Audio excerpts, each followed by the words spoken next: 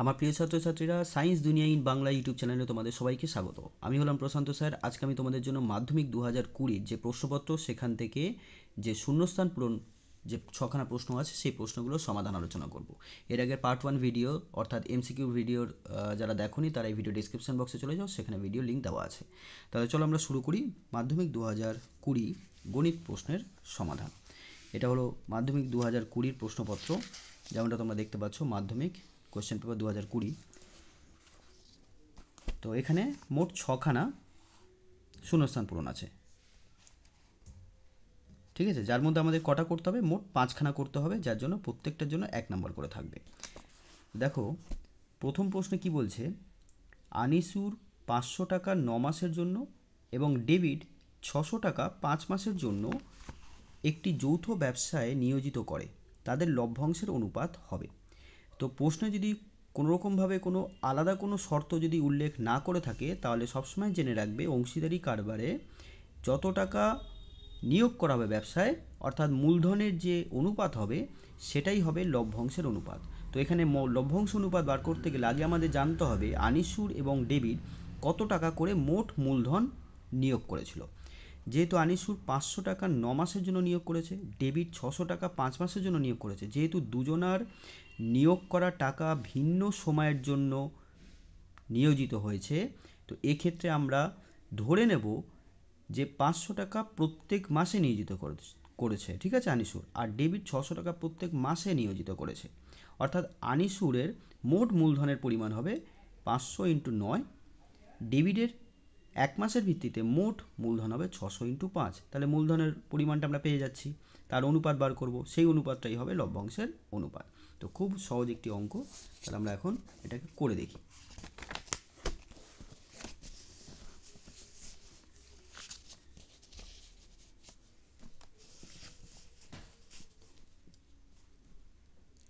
দুইয়ের দাগের 1 আমরা শূন্যস্থানটা পরে দেখাবো, আগে আমরা এটাকে ব্যাখ্যা দিই, ঠিক আছে, কষে দেখছি।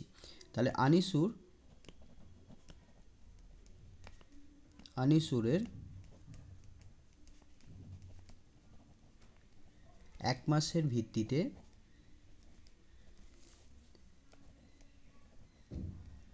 9 মাসের মোট মূলধন হয় সমান সমান প্রত্যেক মাসে 500 টাকা করে নিয়োজিত করেছে, তাই 500 × 9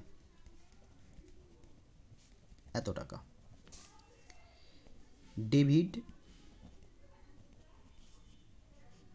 ডেভিডের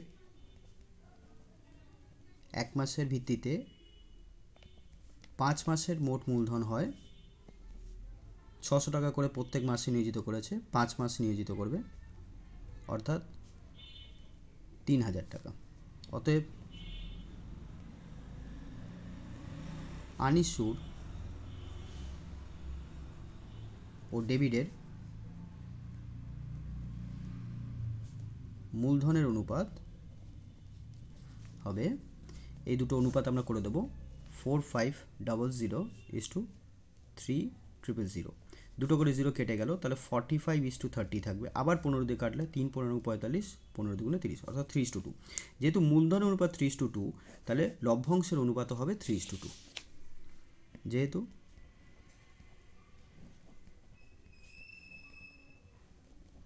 মূলধনের অনুপাত ইকুয়ালস টু লভ্যাংশের অনুপাত, অতএব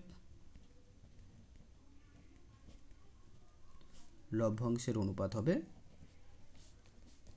3:2। তাহলে এটাই হলো আমাদের উত্তর। আচ্ছা, এবার আমরা পরের প্রশ্নতে যাব। পরের প্রশ্নতে আমরা দেখতে পাচ্ছি, বলছে ax স্কোয়ার + 2bx + c = 0, যেখানে এর মানটা শূন্য নয়। যদি এর মানটা শূন্য হয়ে যায় তাহলে তো এটা দ্বিঘাত সমীকরণই থাকবে না, তাই তো? তাই এর মানটা শূন্য নয়। এরকম দ্বিঘাত সমীকরণের বীজদ্বয় বাস্তব ও সমান হলে বি স্কোয়ার কত হবে? তো দেখো, সাধারণত আমরা যে দ্বিঘাত সমীকরণটা আমরা জেনে রেখেছি সেটা হচ্ছে ax² + bx + c = 0, কিন্তু এখানে 2b দিয়ে দিয়েছে, সাধারণ দ্বিঘাত সমীকরণের যে সাধারণ রূপটা সেটা হচ্ছে X square plus BX plus C equals to zero, কিন্তু এখানে টু বি দিয়েছে। তো যারা এখানে B square equals to four AC লিখে দেবে তাহলে তারা কিন্তু ভুল করবে, ঠিক আছে। দ্বিঘাত সমীকরণে বীজদ্বয় বাস্তব আর সমান তখনই হয় যখন নিয়ামকের মানটা শূন্য হয়, এইটা তোমরা মুখস্থ রাখবে। নিয়ামকের মান যখন শূন্য হয় তখন সমীকরণে বীজদ্বয় বাস্তব ও সমান হয়। তো সমীকরণ পাল্টে দিলে নিয়ামকের মান পাল্টে যাবে, ঠিক আছে। তাই নিয়ামক শব্দটা তোমরা মনে রাখবে, শুধু B square minus four AC equals to zero বা B square equals to four AC এটা হলেই যে বীজদ্বয় বাস্তব সমান হবে, এইভাবে তোমরা মনে রাখার কোনো দরকার নেই। আচ্ছা, তাহলে আমরা কি লিখব? আমরা লিখব সমীকরণটা প্রথমে আগে লিখে নিই, A X square plus two B X plus C equals to zero. এখানে এক্স স্কোয়ারের সহগ কী আছে? এক্স স্কোয়ারের সহগ আছে এ। এক্সের সহগ কী আছে? এক্সের সহগ মানে এক্সের পাশে কী আছে? Two B. আর ধ্রুবক পদ কী আছে? ধ্রুবক পদ আছে সি। এবার নিয়ামক যার সূত্রটা হচ্ছে তোমরা মনে রাখবে, নিয়ামকের সূত্র হচ্ছে এক্সের সহগ square minus four into X স্কোয়ারের সহগ ইন্টু ধ্রুবক। আমরা সাধারণত নিয়ামক B square minus four AC এইটা জানি। এটা কখন? এটা নিয়ামকের সূত্র। এটা কখন হয়? যখন আমার সমীকরণটা A X square plus B X plus C equals to zero হবে তখন। কিন্তু এখানে কিন্তু সমীকরণটা পাল্টে দিয়েছে। তো এটা চিন্তা করে দেখো, এটা কী আছে? এক্সের সহগ, তাহলে লিখতে হবে এক্সের সহগ স্কোয়ার মাইনাস ফোর ইন্টু এ কী ছিল?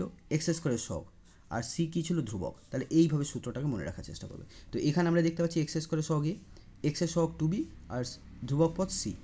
তাহলে নিয়ামকটা আমরা বার করে নিই, ঠিক আছে। তাহলে এক্সের সহগ আমরা কী দেখতে পাচ্ছি? টু বি, তাহলে লিখতে হবে টু বি, তাহলে তার স্কোয়ার মাইনাস ফোর। এক্স স্কোয়ারের সহগ কত? এ, তাহলে এ লিখবো। আর ধ্রুবক পদ কত? সি, তাহলে সি লিখবো। তাহলে এখানে আমরা পাচ্ছি four B square minus four AC. এইবার যেহেতু বলে দিয়েছে এই সমীকরণটার বীজ দুটো বাস্তব আর সমান হবে, তাহলে বীজদ্বয়ের বাস্তব আর সমান হওয়ার শর্ত হচ্ছে নিয়ামকের মান শূন্য হতে হবে। যেহেতু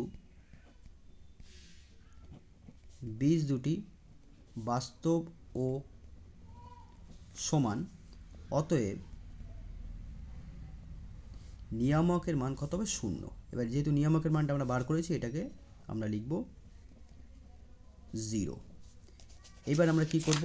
ফোর এসিটাকে ওপাশে নিয়ে চলে যাব,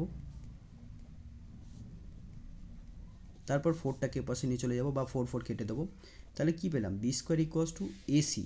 দেখো আমাদের প্রশ্নে শূন্যস্থানে কি দিয়েছে? বি স্কোয়ারের পাশে কি হবে? এটা শূন্যস্থানে রাখতে হবে, অর্থাৎ বি স্কোয়ার ইকুয়ালস টু আমরা কী পেলাম? এসি। তাহলে এখানে শূন্যস্থানে আমাদের লিখতে হবে এসি। তাহলে এটা হবে উত্তর। এটা তাহলে আমাদের উত্তর। আশা করছি তোমরা বুঝতে পেরেছো। আচ্ছা, এবার তাহলে আমরা পরের প্রশ্নতে চলে যাব। পরের প্রশ্ন কি বলছে? দুটি কোণের সমষ্টি ড্যাশ হলে তাদেরকে পরস্পরের সম্পূরক বলা হয়। একদম সহজ প্রশ্ন, ডাইরেক্ট উত্তর। দুটি কোণের সমষ্টি 180 ডিগ্রি হলে তাদেরকে পরস্পরের সম্পূরক বলা হয়। আর দুটো কোণের সমষ্টি যদি 90 ডিগ্রি হয় তাহলে তাদেরকে আমরা পরস্পরের পূরক কোণ বলি। এটা তোমরা আলাদা করে নোট করে লিখে রাখো, ঠিক আছে। দুটি কোণের সমষ্টি, তাহলে এখানে উত্তর 180 ডিগ্রি হবে, আর যদি এখানে পূরক হতো তাহলে এখানে 90 ডিগ্রি হতো। আচ্ছা, তাহলে আমরা 3 নম্বর প্রশ্ন উত্তর পেয়ে গেলাম 180 ডিগ্রি। 4 নম্বর প্রশ্ন, সাইন 3 থিটার সর্বোচ্চ মান কত? দেখো সাইনের সর্বোচ্চ মান, সাইন বলা হোক বা কসের সর্বোচ্চ মান 1 হয়। তো এখানে 3 থিটা দিক অথবা 5 থিটা দিক বা থিটা দিক বা যে যা খুশি এখানে দিক, থিটা বাই 2 দিক, যা খুশি দিক, যেহেতু এখানে সাইন আছে তাহলে তার সর্বোচ্চ মান কত হবে? 1 হবে, ঠিক আছে। তাহলে এটার উত্তর হলো 1। আচ্ছা, পরের প্রশ্ন, একটি নিরেট গোলক গলিয়ে একটি নিরেট লম্ববৃত্তাকার চোঙ তৈরি করা হলে গোলক ও চোঙের ড্যাশ সমান হবে। এটা তোমরা সবাই জানো, একটা জিনিসকে গলিয়ে যখন আর একটা জিনিস বানানো হয় তখন তাদের আয়তন সমান হয়, ঠিক আছে, তাদের আয়তন সমান হয়। তাহলে এখানে আয়তন হবে। তাহলে আমরা পরপর এই প্রশ্নের উত্তরগুলো একটু লিখে নিই। 3 নম্বর প্রশ্নের উত্তর আমরা দেখলাম 180 ডিগ্রি। 4 নম্বর প্রশ্নের উত্তর আমরা যেটা দেখলাম সাইন 3 থিটার সর্বোচ্চ মান 1। এগুলো ডাইরেক্ট উত্তর, এখানে কিন্তু আমাদের কিছু কষতে হবে না। 5 নম্বর প্রশ্নের উত্তর হচ্ছে আয়তন হবে, হ্যাঁ, আয়তনটা সমান হয়। লাস্ট প্রশ্ন, কিছু ছাত্রের বয়স হলো, যেটা বছরে দেওয়া আছে 10, 11, 9, 7, 13, 8, 14, এদের বয়সের মধ্যমা হলো। আচ্ছা, মধ্যমা বার করতে গেলে আগে আমাদের তথ্যগুলোকে মানের ঊর্ধ্বক্রমে বা অধক্রমে সাজাতে হবে, অর্থাৎ ছোট থেকে বড় অথবা বড় থেকে ছোট আকারে সাজাতে হবে। তোমরা যেরকম খুশি সাজাতে পারো, মানে ছোট থেকে বড় অথবা বড় থেকে ছোট, এইবার এই দুটোর মধ্যে যে কোনো একরকমভাবে সাজাবে। তাহলে মানগুলোকে আমরা আগে সাজিয়ে নিই, যে মানগুলো দিয়েছে সেগুলো আমরা আগে প্রথমে লিখব। আচ্ছা, তাহলে এখানে যে মানগুলো দিয়েছে সেগুলো আগে লিখে নিই। 10, 11, 9, 7, 13, 8, 14। তাহলে মানের ঊর্ধ্বক্রমে সাজিয়ে পেলাম, কি পেলাম? তাহলে সব থেকে ছোট সংখ্যা আমরা কি দেখতে পাচ্ছি? 7 দেখতে পাচ্ছি।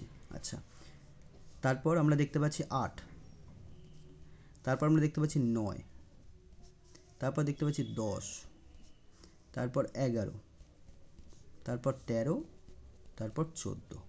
একবার গুনে নেব, 1, 2, 3, 4, 5, 6, 7, 1, 2, 3, 4, 5, 6, 7। আচ্ছা, তাহলে মোট তথ্য কটা? মোট তথ্য আমরা দেখলাম 7খানা আছে, তাই n এর মান কত এখানে? 7। আচ্ছা, মধ্যমা বার করতে গেলে আগে আমাদের করতে হবে মানের ঊর্ধ্বক্রম বা অধক্রমে সাজিয়ে নিতে হবে। তারপর মোট কটা তথ্য দেওয়া আছে সেটা আমাদের লিখতে হবে, অর্থাৎ n এর পরিমাণটা লিখতে হবে। এটা কখনো কখনো তোমাদের অঙ্কতে জোড়ও আসতে পারে, কখনো বিজোড়ও আসতে পারে। এক্ষেত্রে এটা বিজোড় এসছে। যদি বিজোড় আসে তাহলে কি হবে? তাহলে মধ্যমা হবে n+1/2 তম পদ, হ্যাঁ, পদ। যদি nটা জোড় হয়, nটা যদি জোড় হতো, তাহলে আমি এখানে সূত্রটা লিখে দিচ্ছি। তাহলে মধ্যমা হতো তোমাদের n/2 তম পদ প্লাস n/2 + 1 তম পদ। এইটাকে পুরোটাকে আমরা যোগ করে 2 দিয়ে ভাগ করে দেব। এইটাই হবে তোমাদের মধ্যমা।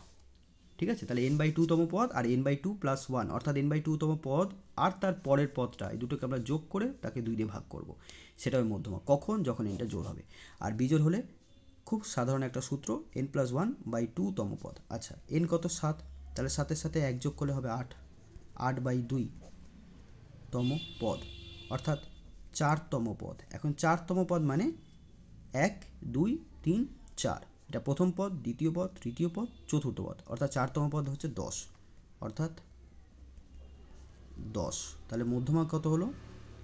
মধ্যমা হয়ে গেল 10 বছর, কারণ এগুলো বয়স ছিল বছরে। ঠিক আছে? তাহলে উত্তর হলো 10 বছর। তাহলে এখানে আমরা কি লিখতে পাচ্ছি? ড্যাশ বছর লেখা আছে, তাহলে এখানে আমাদের শূন্যস্থানে 10 লিখতে হবে। ঠিক আছে? তাহলে আমরা শুধুমাত্র এটাতে আন্ডারলাইন করব। তাহলে আমরা আনসার পেয়ে গেলাম। আশা করছি তোমার প্রত্যেকটা প্রশ্ন খুব সহজভাবে বুঝে গেছো। যদি ভিডিওটা ভালো লাগে তাহলে লাইক করো। যদি মনে হয় তোমরা নতুন কিছু শিখেছো তাহলে অবশ্যই বন্ধুদের সাথে কিন্তু ভিডিওটা শেয়ার করো। আর যারা এখনও পর্যন্ত চ্যানেলটা সাবস্ক্রাইব করোনি, তাহলে তাদের সবার প্রথম কাজ হলো চ্যানেলটা সাবস্ক্রাইব করে নেওয়া। তোমরা কিন্তু চ্যানেলটা সাবস্ক্রাইব করছো না। ঠিক আছে? চ্যানেলটা সাবস্ক্রাইব করতে খুব একটা বেশি সময় লাগবে না, তাই চ্যানেলটা তোমরা সাবস্ক্রাইব করে নিও। ধন্যবাদ।